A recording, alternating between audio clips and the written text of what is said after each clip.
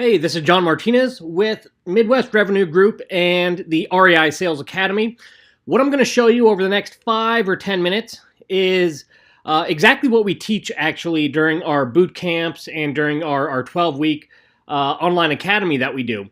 And what this is the blueprint to a perfect sales call. So I'm going to give this to you to add a little bit of structure to your real estate investment acquisitions sales calls. And this is good whether it's over the phone or face-to-face. Either way it works. But let me show you what we have found to be the best blueprint for an effective call if you want to close really every closable deal. And also if you want to walk out of a deal and just absolutely know that if it didn't get done, exactly why it didn't get done, right? How many times have you walked out of a deal and you've been like, man, is there something else I could have done? Is there something else I could have said? Could I have handled that any differently to have any type of different outcome? And when you use this process, you know 100%, absolutely, no doubt about it, you're going to get the deal if the deal is closable. And you're going to get the best price, the best margins really on that deal. And if you walk away without a deal, you're going to know you did absolutely everything you needed to do. And this is not on you. This was not a closable deal. The other cool thing about using this process is if you end up not doing a deal, this is also going to set you up to be in the best possible situation, number one position, if something changes with this prospect. If their situation changes, if they decide they are going to sell for under retail, this puts you in the starting spot. This puts you at top of mind.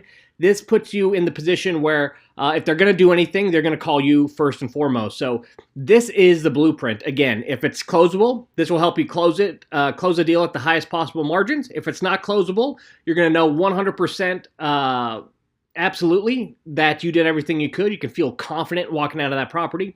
And it's going to also set you up for future sales in case something changes with this prospect. So let's just jump into it. So as we teach in our sales training, let me kind of zoom in and out to fit the size here. We're going to start up here with set the stage. So when we set the stage, what I mean by that is we need to set expectations for the sales call. As we set expectations for the sales call, really, hey, this is what we're going to do together. This is how long it's going to take.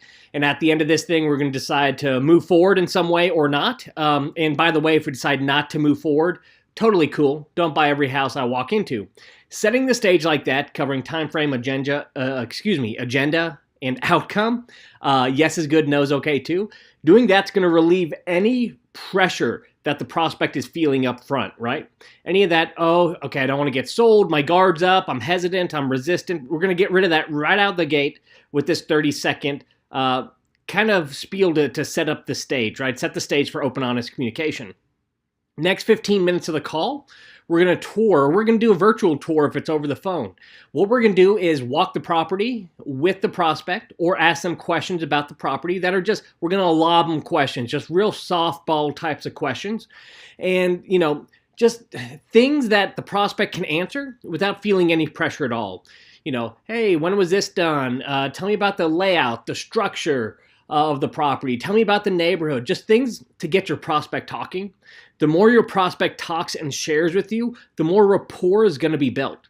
A lot of people use commonalities to build rapport, but here's the thing. The more the prospect talks, especially about themselves, the more of a chemical that's actually released in the pleasure and reward center of the brain, which makes you feel good. When someone talks about themselves, the same chemical is released in the brain that's released with if you do cocaine, if you have during sexual activity, or eat chocolate. It's a really feel-good type of chemical that's released. So it's the same thing that's released when people talk about themselves. So we want to take this next 15 minutes just getting them to talk and really letting their guard down more through that conversation. Then we're going to transition into the actual sales call. So a good transition question is, hey, is there somewhere we can sit down and talk? Or, hey, I got a few questions. Is it okay if we kind of chat about, what you need out of this thing and what I can give? Something like that. That transitions us into the sales call. Now, there's going to be two main parts of the actual sales call. Now, we've got rapport built up now. We're ready to roll. We're going to ask a little bit tougher questions. We're done throwing the softballs. We're going to get into emotion, right? We're going to get their brain just, if you look at neuroscience, if you look at behavioral economics, if you look at behavioral psychology, and the rest of those social psychologies, we now know, we now know for sure that emotion is what drives sales. So in order to create an urgency to take action, we're going to get that emotion bubbled up to the top of the surface. We use in our training problem, impact, and picture perfect questions, okay? Now, if you want to learn more about those, you can join one of our training programs, or a really great book to read is Spin Selling by Neil Rackham. They've got 4 types of questions, but they're basically the same types of questions. And in that book, they'll walk through how to ask these questions, in what order to do it, and then all the science behind it, all the research behind it that kind of prove why this is so effective. So after we get through our problem, impact, and picture perfect questions, we're going to be right here in the middle. Is there sufficient motivation to move forward? Are they motivated to take action? If the answer is no, one of 2 things. We need to go back and we need to find more problems, impact, and picture perfect questions. We need to get them really motivated to take action. And if we've driven this thing to death into the ground, if we've beat this dead horse and there's just not enough motivation for them to take action, to sell at less than retail or to sell at all, this is a dead deal. Now, if you go through this again, or you go through this one time and there is sufficient motivation, hey, yes, if the price is right and this and that, then we're definitely open to selling in the next 30 or 60 days, whatever you want to hear, right? Whatever your qualifications are. Then we have that. Then we're going to move into deal killers. So after we get motivation established, then we got to figure out, hey, what's going to get in the way of this deal from moving forward? Motivation's not enough, right? Motivation means I want to take action. I'm feeling an urgency to take action. But even when we want to do stuff, sometimes things get in the way. So we're going to address deal killers. The biggest deal killers we see out there that we want to address are timeline. We want to address, how quick or fast they want to sell. We want to address every other option this person has to sell their house. We're going to actually push them towards those options. We're going to use something called psychological reactance to get them to disqualify all those options. And then we're going to also go into everything that's going to create any type of risk or discomfort. Those are deal killers, right? Leaving money on the table, dealing with tenants, all that kind of stuff, right? Relationships, all that kind of stuff that can create some type of discomfort. Now, after we address all of those deal killers, we're either going to eliminate them or just know that we can eliminate them when we get to our presentation. Now, if we're stuck on deal killers, if we get through this step and we go, hey, there's something sticking, they are not going to move forward, we don't want to go into the presentation yet. It's not time.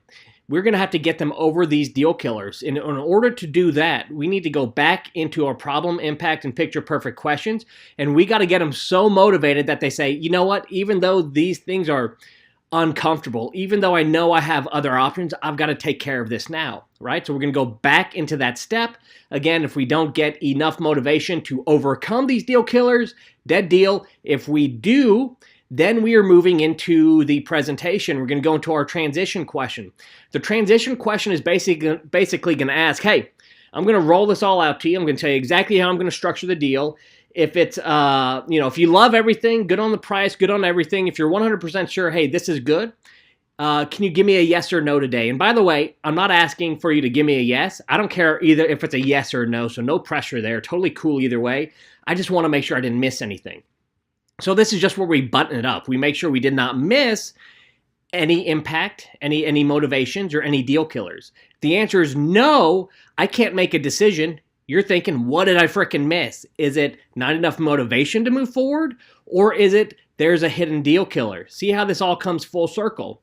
If the answer is yes, I can give you some type of decision within this predetermined time frame. Bang. We go to a presentation. What does a presentation cover? Well, it covers everything we uncovered in the first half of the sales process. We're going to show them exactly how we're going to help them get to their motivation, exactly how the structure of our deal is going to be better than anyone else's, how we are uniquely capable to address also not only their motivations, but every deal killer. This sets us apart, builds more rapport. Then we're going to move into negotiation. We're going to use things like odd final offers, non-monetary concessions. We're going to use minimizing concessions. We're gonna use all kinds of cool stuff to negotiate and also relieve some of those final deal killers through the way we negotiate, through the structure of it.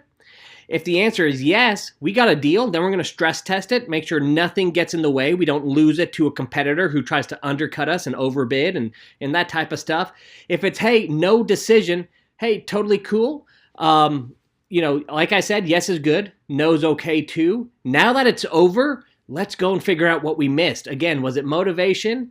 Was it a deal killer? And we just go through this loop until we exhaust everything. And at the end, we've either got a dead deal, and then we throw it in our follow-up system, but they feel like we've really taken care of them, or we've got a deal that we've just stress tested and made sure nothing's going to find. So guys, that's it. That is our sales process. That's what we teach. If you take this blueprint and you adopt it and you adapt it to your business model, I guarantee you will close every closable deal. You will do that at the deepest margins.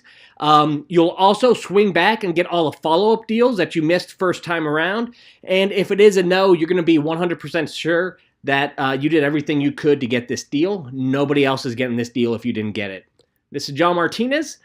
This is the exact stuff we teach in our 12-week online academy and at our boot camps. So this is it. No holds barred. Nothing kept from you here. This is the exact process we teach. I hope you can find this useful and use it in your business. Talk to you later. Bye-bye.